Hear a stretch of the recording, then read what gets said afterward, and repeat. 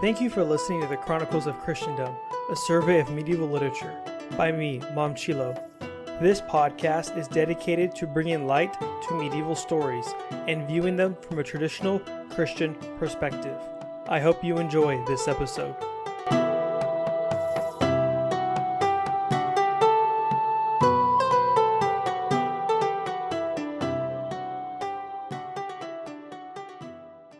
Welcome back, everyone. So we're going over the next part of the Perceval story, Perceval or the Story of the Grail by Chretien de Troyes. Last episode, we stopped right when, or a little bit after, Perceval first encounters the Grail and the Bleeding Lance and the procession and the Fisher King's castle. And then if you remember, after he leaves, he finds his cousin of all things, like some cousin that he has that he doesn't know. And then she tells him, like, look, why didn't you, ask who the Grail serves? Because of this, all these bad things are going to happen and you're cursed because of it. Oh, and also, by the way, your mother, who you've been searching for, she's dead. And it's because of you. She fainted when you left, and I saw them bury her body. So if you haven't listened to the previous episode, please do so. This is going to be probably a 3-parter, I would imagine, based off at the cadence we're going. So anyways, let's get back to the story. So Perceval, after he talks to this cousin, he hears these admonitions, how he didn't talk about the Grail or ask about the Grail. He then finds a woman who he met earlier, the woman from the tent. If you remember, it was the tent that he thought was a church, and he goes inside of the tent with the lady in there, and he steals her ring and forces some kisses upon her. And so he's talking to her. He finds her, and she's all in tatters. Her horse hasn't eaten. It's also frail and looks like it's dying. And she's also frail and looks like she's dying as well. And he asks her what has happened and all this, and she tells him that her lover, the haughty knight, thought that Perceval had his way with her more sexually, if you will, and that she had basically not resisted whatsoever, even though that's totally not the case. So what he's doing is he's punishing her by not letting her eat, or even her horse eat, or even change her clothes until he gets revenge. And he's going to just basically kill every knight that he sees until he gets to the revenge and kills the right person, I guess. So the cousin that he was talking to earlier from the end of our last episode, who had the dead lover was killed by this haughty knight. So while he's talking to this lady, the haughty knight appears, her lover appears in an attempt to ambush Perceval, but Perceval wins, and he fights him with a sword, and his sword doesn't break. Because you remember, there's this prophecies that we've heard a few times about how his sword's going to break that he has, but it doesn't break yet. And he sends this haughty knight as a prisoner to King Arthur along with his lover, and he tells him that, look, you got to treat this woman right. You got to feed her horse, clothe her, and then at King Arthur's court, she's going to join the kind of entourage of ladies that the queen has following her. Perceval also sends a message as well to the king through the haughty knight. And he says, tell King Arthur that I'm not coming back to the court until I've avenged the slapped lady, who Kay slapped in the very beginning. And upon hearing this, Arthur, he says, okay, look, court, look, everyone is following me. Look, we're going to go and find this boy. We're not going to stop looking for him until we find him. So get all the tents and stuff. So they get all their tents and stuff, and they're just going to be wandering around until they find Perceval, because Arthur really wants this knight in his court. The exact words of Arthur is, I swear by King David, whom they worship and offer prayers to in Wales, that I'll not sleep 2 consecutive nights in the same hall or chamber until I see him, if he's alive, on land or sea. I'll set off at once in search of him. Eventually, Arthur's court does find Perceval, but when they find Perceval, it's a snowy day, and Perceval is just on his horse staring at these 3 drops of blood in the snow.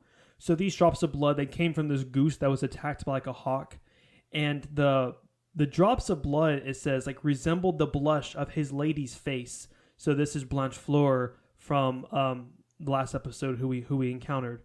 And he just stares at these 3 drops of blood in the snow for hours. At one point, they think that Perceval is asleep on his horse. So Arthur's retinue, his court, they're around him, or they're kind of near him, and so they find him. And then one knight tries to go and get Perceval to come to the court.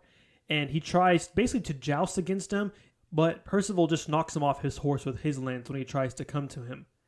And then Kay tries to go to get Perceval to come to the court.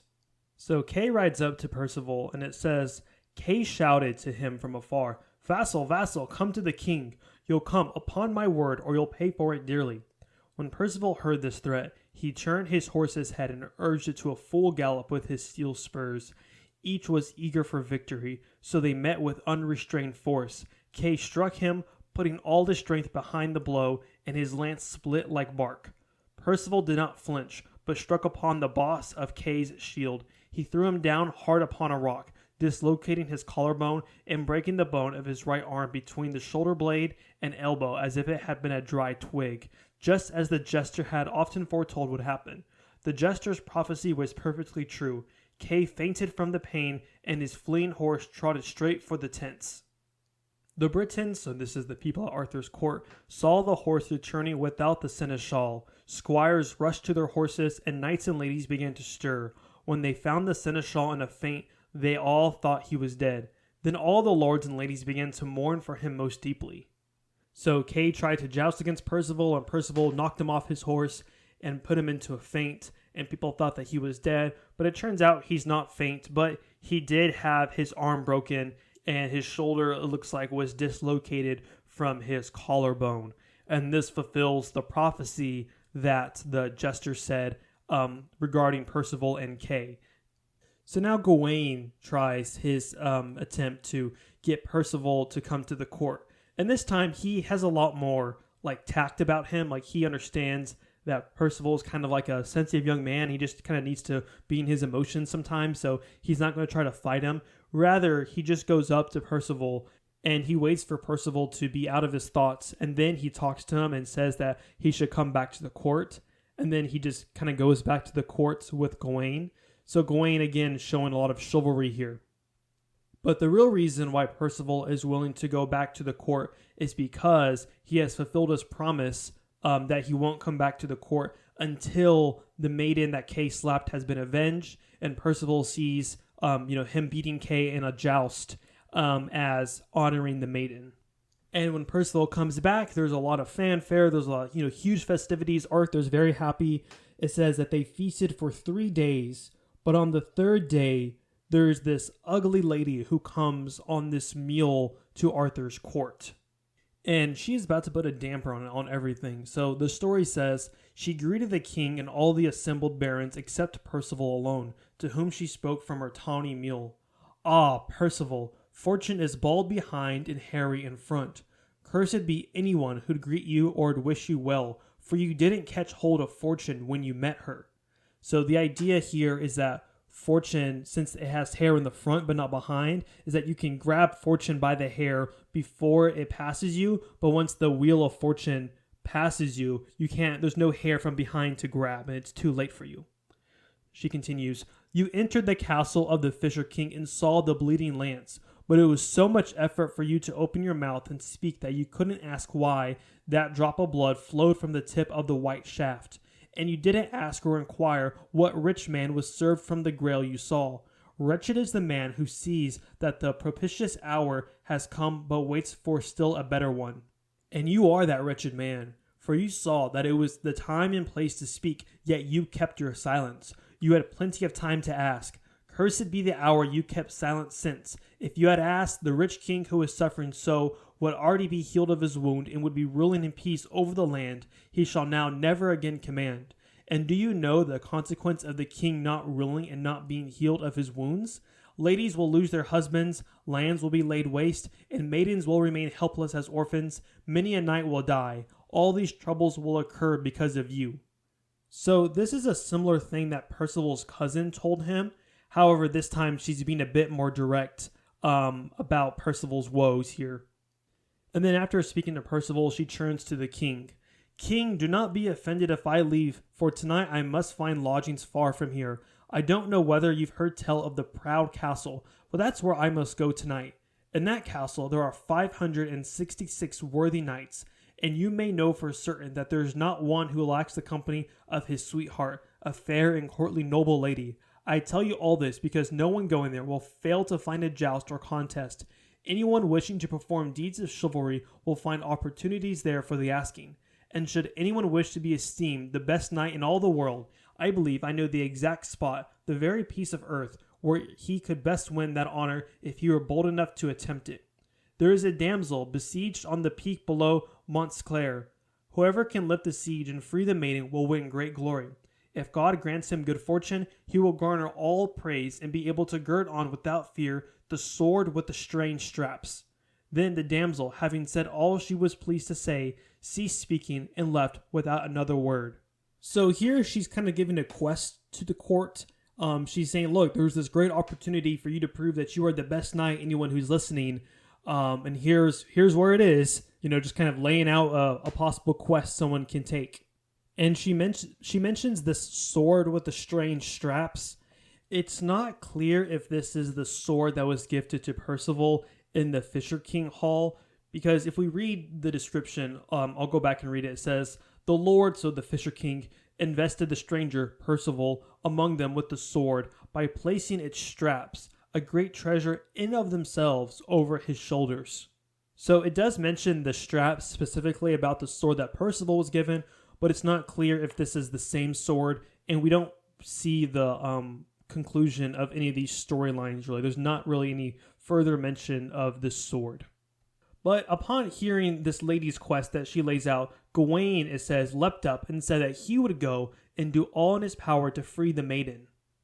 And Perceval gives an important oath himself. So it says, Perceval swore a different oath, saying that he would not spend 2 nights in the same lodging as long as he lived, nor hear word of any dangerous passage that he would not go to cross, nor learn of a knight of preeminent repute, or even 2 that he would not test himself against, until he had learned who was served from the Grail, and had found the bleeding lance, and been told the true reason why it bled. He would not abandon his quest for any hardship. So until he learns about the lance and the Grail, Perceval is not going to sleep in any place for 2 nights. And this is going to be important for a later episode that we'll come across in this story. So just keep that in mind. But before Gawain can even go on his quest to try and save that maiden, there is another man who strides into the court and causes a bit of trouble. So his name is Gawain, if I'm saying that right. And he struts in the court and says, Gawain, you killed my lord, and you struck him without issuing a challenge. For this you are disgraced and shamed, and I accuse you of treason. May all the barons acknowledge that I've spoken nothing but the truth. And they set up the time and date in which they are to fight each other to settle this matter in a couple of weeks. So far the story has centered on Perceval, but now the story is going to center on Gawain. And the story is going to use, I've talked about it a few times, but it's common in medieval literature, which is called interlacing, which is when you have 2 different stories, you kind of go back and forth between 2 different stories that are somewhat related, but they're more related than it seems at first, but you kind of have to figure out how exactly they're related. We saw this a lot with the Ear Dweller saga. There was a lot of interlacing there where sometimes there's like 4 different stories that the story is constantly hopping between. So Chretien is going to do that with Perceval and Gawain. So after Gawain prepares everything, he goes off to try and defend his honor against the charge of treason. And as he's traveling, he encounters this castle that he has to go through. However, there's a bit of a problem, namely that the castle is kind of locked up, like no one is really allowed to go on the other side of the castle, and that's the only road that there is, and it's kind of hard to go around. And the reason it's happening is because there's this huge tournament that's occurring at the castle. And the reason there is a tournament going on is because there's a dispute between a woman's lover and that same woman's father. So the lover grew up in the father's manor and wants to marry the daughter, but the lady was like, well, if you want to marry me, then I need you to kind of show your worth and go and challenge my father to a battle. So that's why there's this huge kind of tournament going on between the 2 sides of the lady's lover and the lady's father. And the lady's father is the one who kind of owns the castle.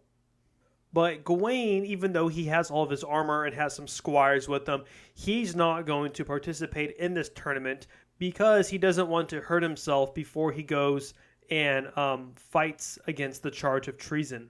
So while this tournament is going on, and again, when I say tournament, don't think of like jousting in the sense of how we stereotypically think of it, and like from images we have in media, where there's like two knights, one on each side, and there's like a median, and they just kind of charge at each other, like something you'd see like in a Knight's Tale, like in that movie. It's not like that. Rather, this was more so like open battle between knights. And it wasn't so like ritualized and regulated. It was more so that you were capturing people, and then the other side would ransom them, and you can also like take people's horses and armor, and you would try to kind of make a profit during the fight. And because of how bloody these things were, there was a lot of criticism of them, especially from certain clerical sources who were like, "Why are y'all like just bashing each other over the head, even if you're not killing each other always?" Because remember, armor at this time had an upper hand against offense. So like a knight's armor was just so good against the weaponry at the time that it was really hard to kill a knight if they had the full armor on. So there wasn't necessarily a lot of death per se, but there was a lot of damage still being done and a lot of violence still being inflicted, and sometimes people would die. But anyways, as this kind of tournament is going on, there is this this lady, or there's some ladies up in a tower watching the battle take place, and one of them is the lover who kind of started this quarrel, and she has a much younger sister who's watching with her, who is called she has this interesting name, title. She's called the Maiden with the Small Sleeves. And it's even commented that this title was embroidered along her small sleeves. So while they're up watching the battle, the lover, the older sister, she says that no knight is as handsome as her lover, and his name is Meliant de Liz. But her sister, who was seated beside her, so this is the maiden with the small sleeves, said that there was a more handsome knight. Her elder sister became angry and rose to strike her, but the ladies, like the other ladies that are with them, pulled her away and restrained her and kept her from hitting her sister, which made her most upset. Then the tournament began, where many a lance was broken, many a sword blow landed, and many knights struck down. You can be sure that those who jousted with Meliant de Liz paid dearly, for every knight who faced his lance was thrown to the hard earth, and if his lance shattered, he paid out heavily with his sword, and he did better than any other knight on either side. And his sweetheart was so delighted that she could not refrain from saying, "My ladies, his deeds are wondrous to behold. You've never seen or heard tell of any to equal them. Behold, the best young knight you've ever laid eyes upon, for he is more handsome and a better fighter than anyone else at the tournament." But then her sister, the little sister, says that she sees a more handsome and better knight, and she's referring to Gawain. But Gawain is just kind of sitting on the sidelines, so the older sister starts making fun of her and says, that's just like a merchant. The reason why he's acting like a knight, or that he looks and dressed up like a knight, is because he wants to avoid, paying taxes, but he's not a knight. And she just berates her younger sister while also berating Gawain. And Gawain can hear this whole thing happening the whole time, and he's upset, and he wants to fight, but he also doesn't want to hurt himself because of the fight that he has scheduled coming up. So that evening, Gawain is lodged by the lord of the castle there, and while Gawain is being lodged, the older sister, the jealous older sister, goes and tells her father, who's lodging him, that, "Hey, look, this guy is actually like a merchant." And the father's like, "Is this true?" And then Gawain has to explain himself. And then after he defends himself and says, "Hey, look, I just can't fight right now," everything is kind of squared away.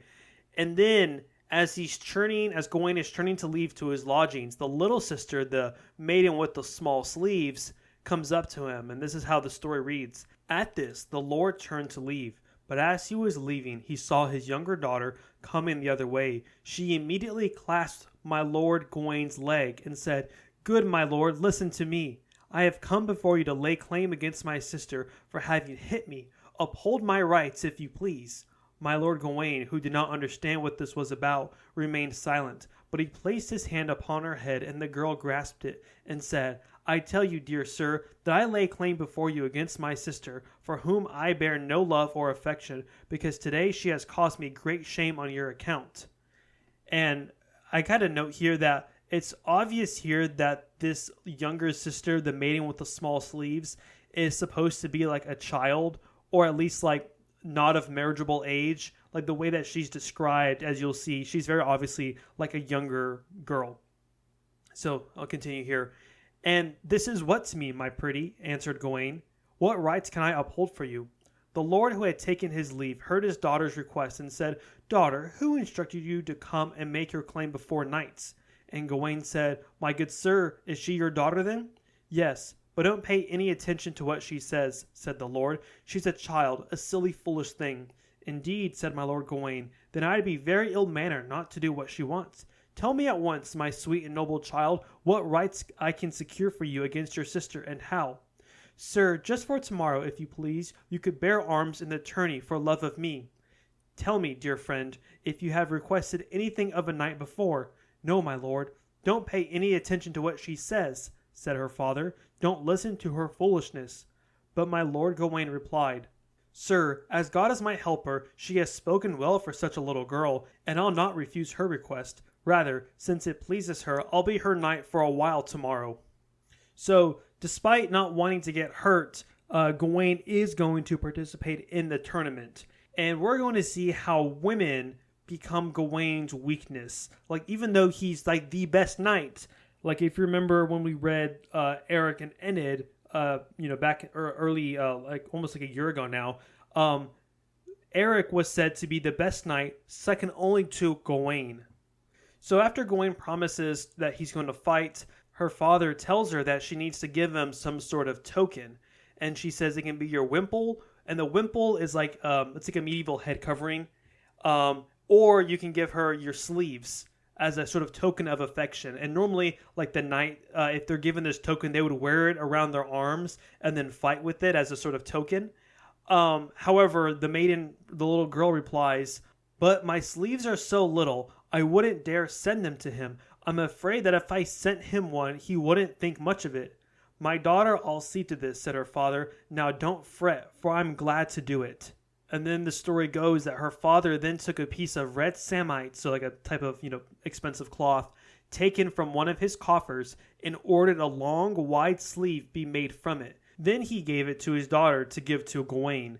So, I don't really know what's going on here. I can only think of this in kind of weird terms, if you will. So you have this little girl, and it's obvious that she's a girl. Like, it talks about how her father, carries her about, and she, grabs people's hands and stuff like that. It's very obvious that she's a little girl.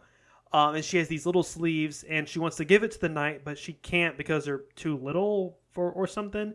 So her father makes her sleeves instead. This seems to be some sort of, sleeves seem to be here, some sort of, feminine imagery, if you catch my drift. That's the only way I can think of it. Besides that, I'm really at a loss for what any of this means.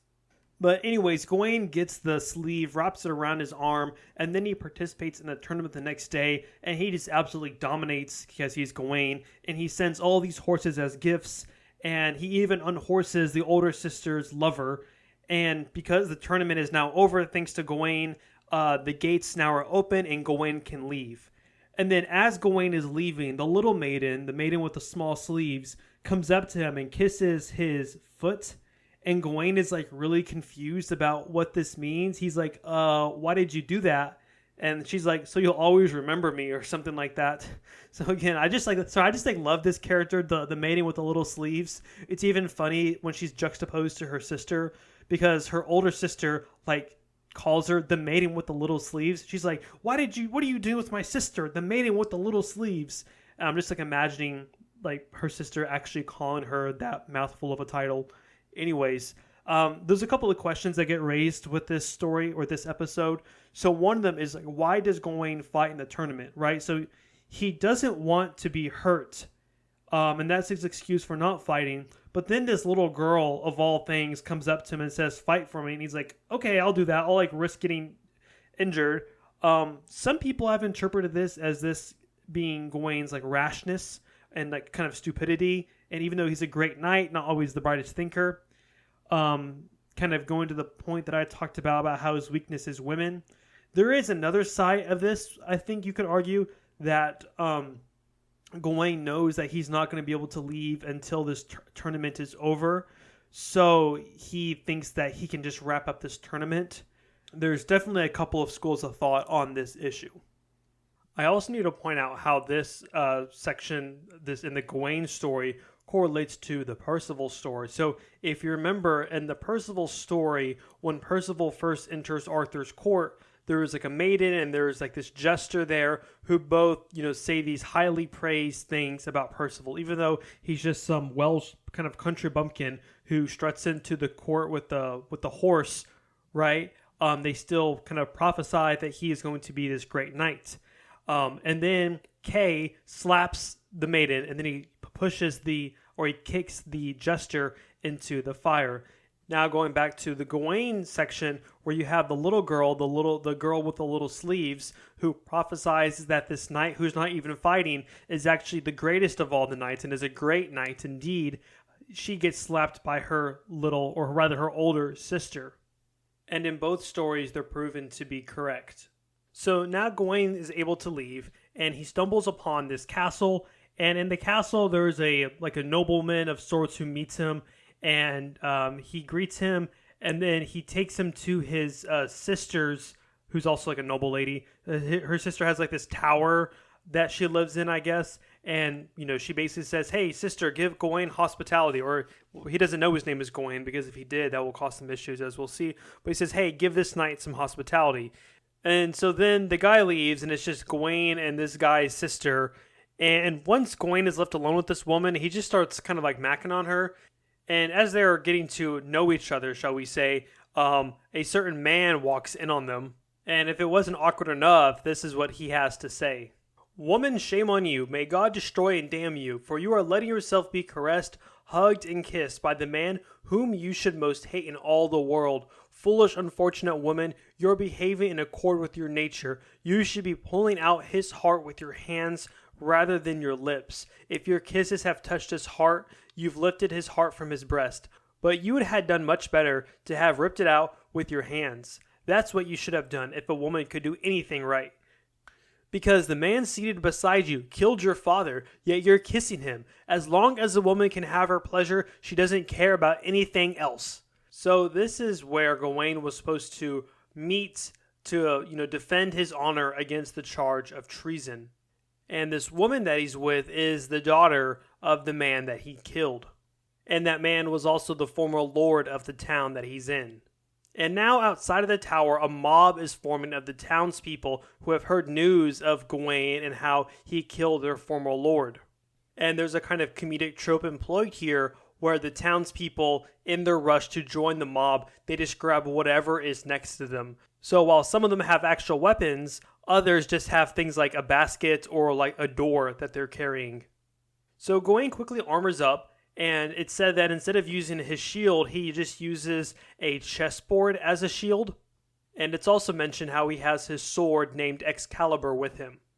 And Gawain is able to make a pretty good defensive position in the tower because only one person can really come up through the tower at a time. And since Gawain is a heavily armored knight and knows how to use his weapons, he's able to defend the tower, and he knocks off a few of the peasants or the townspeople who are coming in to try to kill him.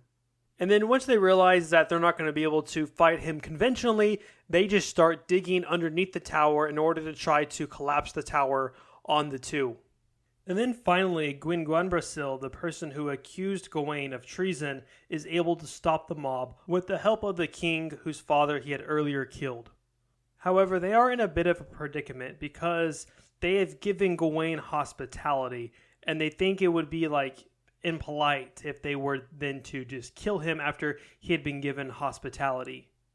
And one of the king's advisors says, Gawain has come to defend himself at your court, but I suggest that this battle be postponed for a year, and that my lord Gawain go in search of the lance, whose point bleeds constantly, from which the last drop can never be wiped clean. Either he brings you this lance, or he must surrender himself as your prisoner here, as he now appears. Then you would have a better reason to keep him your prisoner than you have at present. However, I don't believe you could find any task so difficult that he could not manage to do it. You should impose the harshest conditions imaginable on those you hate. I cannot suggest a better way for you to belabor your enemy." And then the king accepted this advice. And then we're given a description of this lance. So it says that the lance whose point weeps with the clear blood it sheds, and it is written that in time it will come to pass that the entire kingdom of Logris, which was once the land of giants, will be destroyed by this lance. And one thing I want to point out in this entire exchange is that nobody questions what this lance is. Everyone just knows what it is. There's no questions really asked about whether it really exists even. Everyone just takes that for granted. And in the description of the spear, I actually changed a little bit of the translation. So in my translation, it says that the kingdom of Logris, which is essentially in Arthurian literature, it refers to like England. It's used a bit differently depending on the text, but that seems to be what it means here. So my translation says that Logris was once the land of ogres. And that is it's like almost like a transliteration of the word that's used in the Old French, but really what the word in Old French means is giants. I even went on a long rabbit hole. Like I found this online, this manuscript of an Old French, I think 1300 or so, or no, 1200, somewhere around there, manuscript of the book of Genesis. And I tried to look for the part in Genesis 6 where it talks about the giants, the Nephilim, but the script was I just couldn't read the script. It was just so hard to read. I couldn't figure out anything. But anyways, so I don't know if that's the biblical word it uses for giants, but looking up Old French dictionaries, ogress means giants. And other translations that I've read translate this phrase as the land of giants as well. So Gawain kind of pushes back on this deal, though. He's like, look, I don't really want to do this because I don't think he kind of says or implies that he doesn't think he's going to be able to find it and uphold his oath. So they give him an alternative. They say, "Good sir, it will not bring you shame, and your honor will not suffer if you express your oath in the terms I propose. You will swear to do all in your power to seek the lance. If you do not find the lance, you will return to this tower and be absolved of your oath." And then Gawain agrees to that. And then the text gives us some commentary. It says, "A very precious reliquary was brought out to him, Gawain, at once, and he swore an oath to do everything in his power to seek the bleeding lance." So in medieval times, people would often swear oaths upon relics. So now we see politicians swear an oath in office on a Bible normally. But back in the day, people would swear an oath on relics. And then it says, "Thus the battle between himself and Guingambracel was postponed for 1 year. He escaped a great peril when he avoided this one." So the text here seems to suggest that Gawain did the right thing in postponing battle. And it seems to be a little bit implied that when they tried to get Gawain to swear the oath regarding the lance, that they're almost sending him on a fool's journey. That's why Gawain's look, I'm not going to swear upon this oath because I know I'm not going to be able to find it. However, if they pose it in terms of, just do your best and then come back here and be absolved of your oath, it's not exactly clear what's going on here. And we don't, unfortunately, have any sort of completion or any sense of closure about this because the text breaks off before we ever circle back to this plot line. But indeed, I think it's silly if you think that the lance that they're talking about here is unrelated to the lance in the Fisher King's palace that Perceval saw, the one that bleeds, because it says that this is also a bleeding lance. And the blood that the lance bleeds or that the lance weeps, it says in my translation that it's clear blood. But if you look into it in the way that this word clair is used in other parts in Chretien's oeuvre, it more so means almost glowing or reflects the light. It's kind of ambiguous. It doesn't necessarily mean clear as in transparent per se, but it seems more so to mean something like it reflects the light very brilliantly. So anyways, this ends the first part of the Gawain saga, and now we're going to go back to Perceval for the last time in this story. Perceval, the story relates, had lost his memory so totally that he no longer remembered God. April and May passed 5 times. That was 5 years without his having entered a church or adored God or his cross. 5 years he remained like this, yet in spite of everything, he never ceased to pursue deeds of chivalry. He sought out the most difficult, treacherous, and unusual adventures, and he found enough to test his valor, never undertaking any venture that he was unable to accomplish. In the course of the 5 years, he sent 60 worthy knights as prisoners to King Arthur's court. So he passed the 5 years without ever thinking of God. At the end of the 5 years, it happened that he was riding through a deserted region. Armed as usual in all of his armor, he met 3 knights, and with them as many as 10 ladies, their heads covered by hoods. They were all walking barefoot and wearing hair shirts. The ladies were amazed to find him fully armed and bearing his shield and lance, since they, to secure the salvation of their souls, were doing penance on foot for the sins they had committed. So it's been 5 years since Perceval has left for his quest, and he hasn't been to church at all. He's totally forgot God. In some ways, he has reached a state of immaturity yet again. So although he's now very chivalric, he does all these great deeds, he sends all these prisoners to Arthur's court. In some other sense, he has regressed spiritually. And there are a few parallels to the very beginning of the story when we first met Perceval as a young boy in his Welsh manor home. So one of them is that the description of the place where Perceval is found in the very beginning is called like the Gast Forest, or like the kind of the waste forest. And here we see that he is traveling through a deserted region. So they're both kind of this like deserted desert type of language, like wilderness type of language. And then the other thing that I had noticed, which I haven't seen anyone else comment on, and I've read quite a lot of secondary sources here, is that it says that he meets 3 knights and 10 ladies.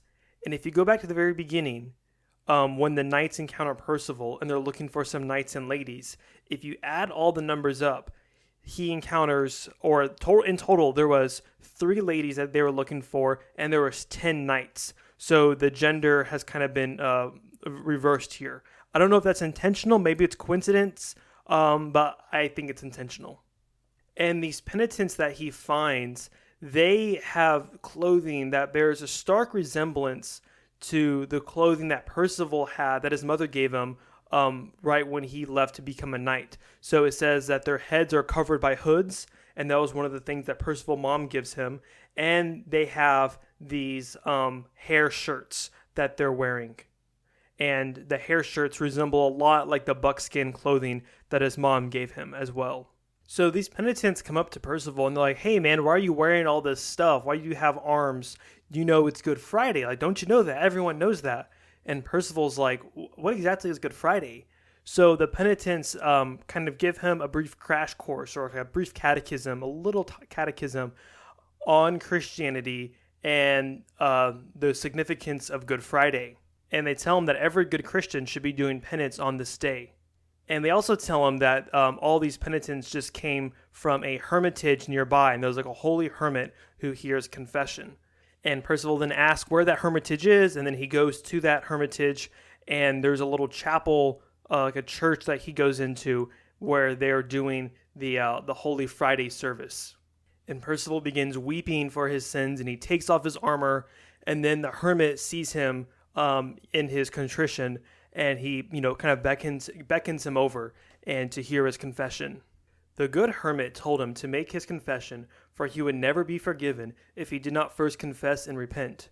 "Sir," said Perceval, "it has been over 5 years since I have known where I was going, and I have not loved God or believed in him, and all I have done has been evil."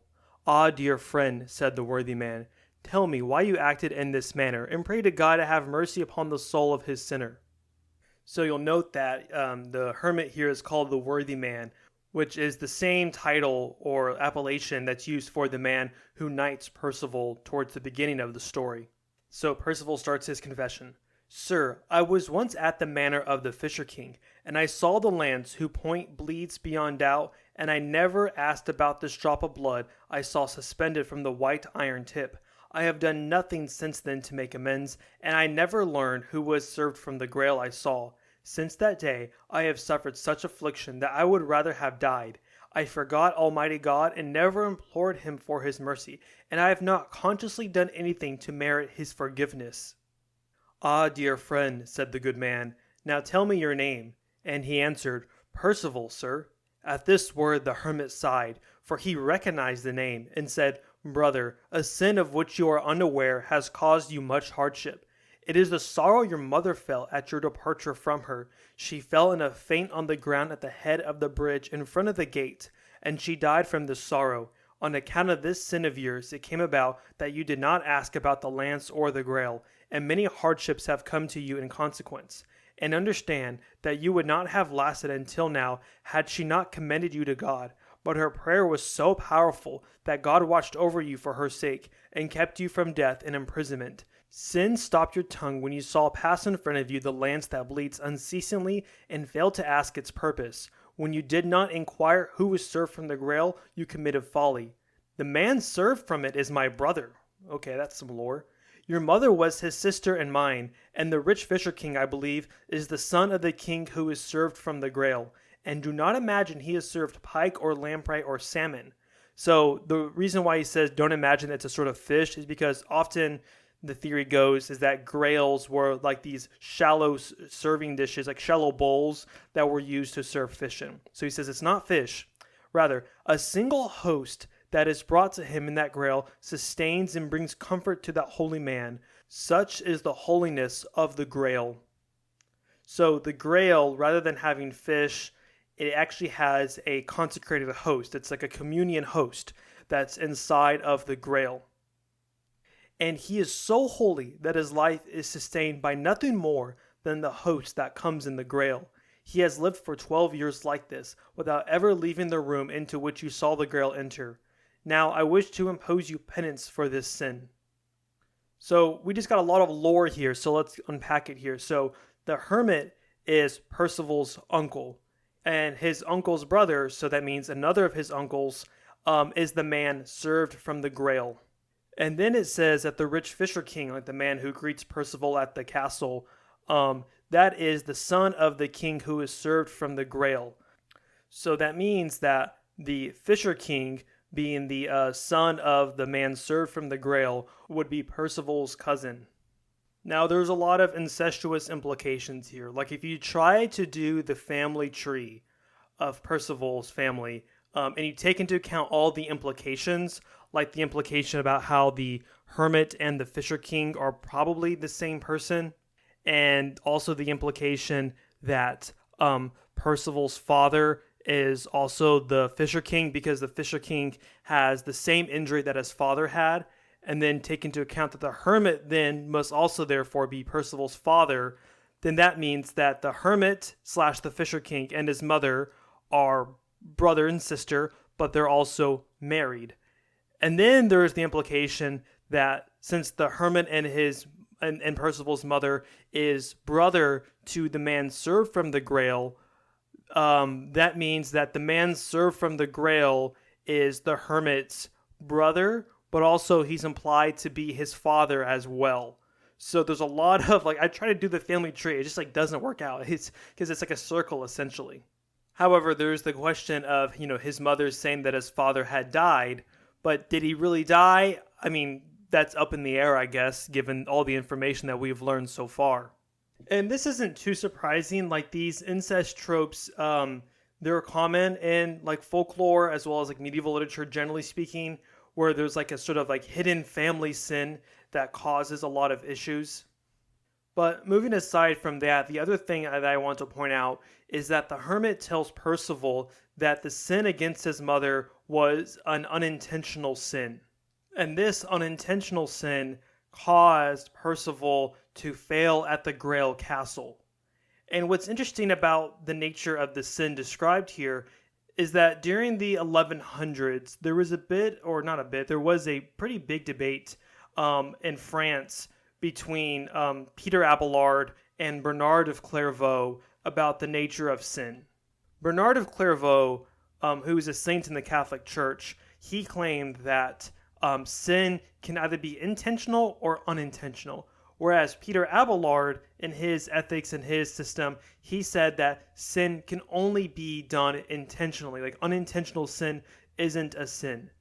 And even today in Catholic theology, they have sided with Peter Abelard over Bernard of Clairvaux on this issue. But Chretien here sides more with the Bernard of Clairvaux position, or at least the characters do, in the sense that they believe that you should confess and that you have to confess unintentional sin. And after Perceval confesses his sin to the hermit gives him some advice about how to follow God, go to church, hear mass, love God, worship God, all of that sort of good stuff that a Christian should do. And then he tells Perceval that he should remain with him for 2 full days, and that the two should fast together. And Perceval agrees to this, and then the story says, "Thus Perceval acknowledged that God was crucified and died on Good Friday. On Easter Sunday, Perceval very worthily received communion. The tale no longer speaks of Perceval at this point. You will have heard a great deal about my lord Gawain before I speak of Perceval again."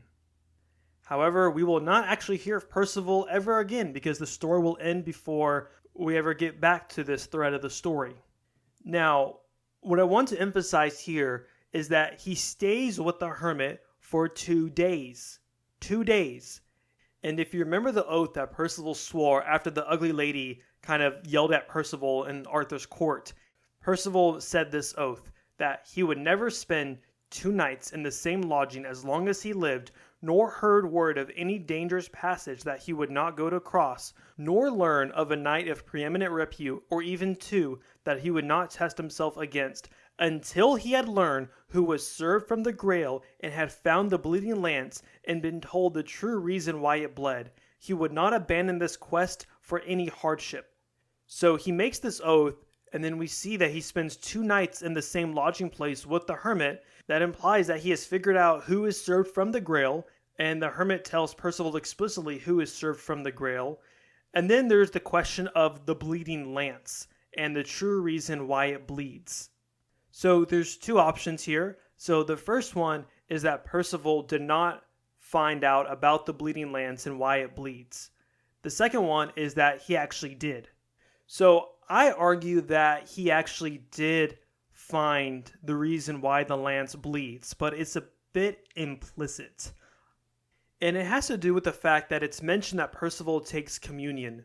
So if you read some of the commentaries on the liturgy, both in the East and in the West even, there is a role for this holy spear to stab the lamb, stab the bread that will be later consecrated. And in both cases, the little knife that's used, it's called a spear or a lance. And it's related to the lance that stabbed Christ while he was on the cross. I don't want to go through the whole argument, because I have a much longer article that I'll link below where I go into a little bit of the nitty gritty and cite some sources proving my point regarding this.